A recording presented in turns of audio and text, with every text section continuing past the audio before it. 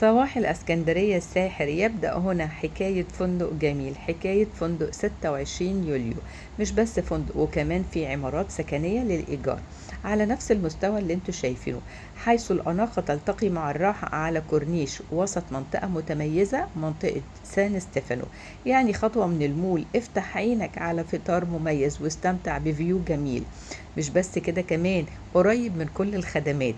افطر فطار مميز بسعر مميز حتى لو انت من خارج الفندق.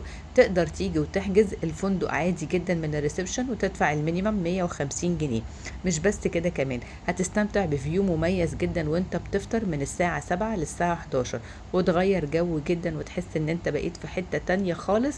اقول لكم عمارات وفنادق 26 يوليو تتميز بالراحة والرقي والاسعار اللي في المتناول للجميع. مش بس كده، خدمة ورقي ومعاملة واسلوب من كل العاملين. تحب جدا تروح مرة واتنين وتلاتة. أثناء إقامتي في الفندق نزلت أحضر الأوبن بوفيه. بصراحة مجموعة متنوعة جدا من المعجنات اللذيذة اللي تحب تصحى الصبح تفطر عليها. يعني هتلاقي الكرواسون وهتلاقي الدنش وهتلاقي كل المعجنات اللي انت بتدور عليها. مش بس كده، دي مخبوزة فريش وسخنة. وكمان هتلاقي العيش البلدي او عيش بالردة، لو انت عامل دايت برضه هتلاقي نفس طلبك هناك. عايزة اقول لكم مش بس كده، كان في الفطار زي ما انتم شايفين معايا على الكاميرا جميع انواع الخضروات للفطار، من الزيتون للطماطم، كل حاجه زي ما انتم شايفين كده. يعني عاملين لكم فطار صحي مميز جدا وبسعر كمان مميز جدا. لو انت من خارج الفندق يا ريت تستمتع وتحكي لي تجربتك على الفطار هناك. بدات اختار كده زيتون وبدات اختار الحاجات اللي انا بحبها من البوفيه. بصراحه البوفيه كان متنوع وشامل جدا. يعني كمان لقيت هناك البيض والجبن، ولقيت كمان البطاطس البوريه، وكانت كل حاجة معمولة وطازة وفريش جدا.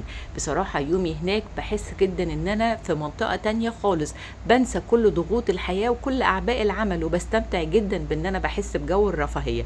هنا بقى بدأت اخد الفلافل المصرية بتاعتنا اللي مفيش زيها وما ينفعش ما نفطرهاش، بس بصراحة معمولة بنكهة مصرية جميلة جدا. الفول بقى كان حدث ولا حرج، حاجة كده بالتوابل بتاعتنا والثوم والريحة بقى ما اقولكش. عايزه اقول لكم بعد كده بدات يا صحابي انزل بقى على السوسيس وبدات البطاطس البوري. يعني بصراحه كان الفرايتي كتير والتنوع ممتاز جدا. حكايه جميله تحكيها في جو 26 يوليو وهتتبسطوا جدا وتقضوا وقت جميل. مش بس كده، سعر وجودة وخدمة والتلاتة مميزين. لوكيشن مع المول تحفة جدا. هنا كانت البطاطا اللذيذة، بس أنا كنت مستكفية بالحاجات اللي أخدتها. نجي بقى على ركن الحلو، الجيلي والفواكه الطازة والفروت سالاد والجيلي والحاجات اللي احنا بنحبها. وكمان كان في تارت وكمان كان في جاتو. هنا بقى كان شرب الجزء الحاجات الساخنة، المشروبات والعصير والمية. وطول ما انتوا قاعدين بتقدروا ان انتم تقوموا وتقعدوا وتجيبوا الحاجات اللي ناقصاكم وتستكملوا فطاركم بقمة الرفاهية وقمة المتعة والاستمتاع بالمكان والخدمة. مش بس كده، بصراحة بعد تجربتي هناك قررت كل سنة ان انا لازم انزل في 26 يوليو. الموقع كان متميز جدا ومتوسط. قدرت ان انا اروح يمين على منطقة المعمورة والمنتزه. لازم اقول لكم تعالوا جربوا معايا. قعدت على الفيو اللذيذ ده وقعدت استمتعت جدا جدا. السعر شامل الفطار وكمان نزول البحر. يعني هنا منطقة البحر الخاصة بالفندق بصراحة خصوصية متناهية جدا، ومنطقة راقية جدا جدا للاستجمام.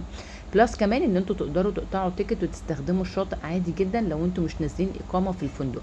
المكان هنا مميز والموجة كانت هايلة في اليوم ده جدا.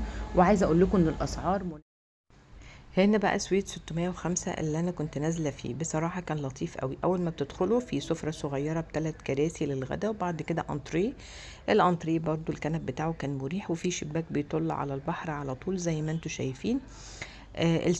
السويت ده كان هو الوحيد اللي فاضي بصراحة اثناء ما انا كنت مقررة ان انا احجز. يعني كان هو ده اللي متاح، بس كان لطيف قوي ان هو كان واسع. قدرت ان انا اجيب وجبتي براحتي اكل فوق. المكان لطيف ونضيف زي ما انتوا شايفين على الكاميرا. الغرفة كل يوم بيتعمل لها هايجين وتنظيف. الحاجة مريحة. يعني العفش بصراحة فيه احساس بالراحة اول ما بتقعدوا. هنا بقى كان التويلت وكان في كابينة للشاور، واللوجو بتاع فندق جول على كل التاول الموجودة.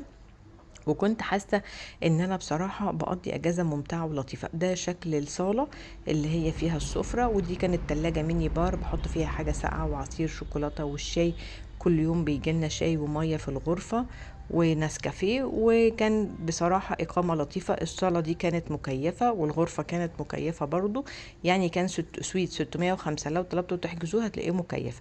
الفيو بقى كان يجنن بصراحة، كنت بحب جدا أقعد في البلكونة فترة وأشوف اسكندرية كلها من فوق بقى، والفيو الجميل ده.